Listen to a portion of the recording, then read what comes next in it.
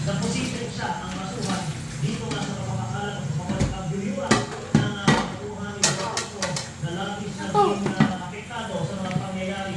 At sabi niya sa amin, nagpaliwanag ay wala naman daw siya intensyon o wala siya intensyon na ipakalat o ipakalat sa internet. Che, wala na, di na pwede. Mas na ng plato yan. Ay isa itong dahil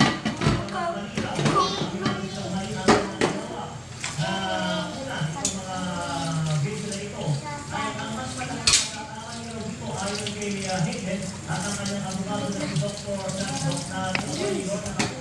ay yung pagpapakalat, pagnanasa at ito nga ang panaloob ng video ng iba. Sa katunayan, nakulat na si sa publiko saan ang baso?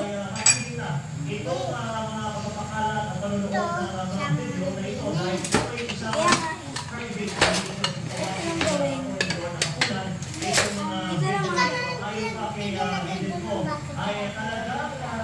Lagyan nyo na ito doon.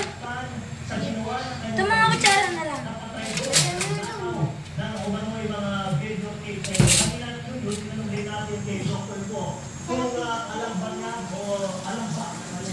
Kayo na lang taga-hugas ko lagi ha.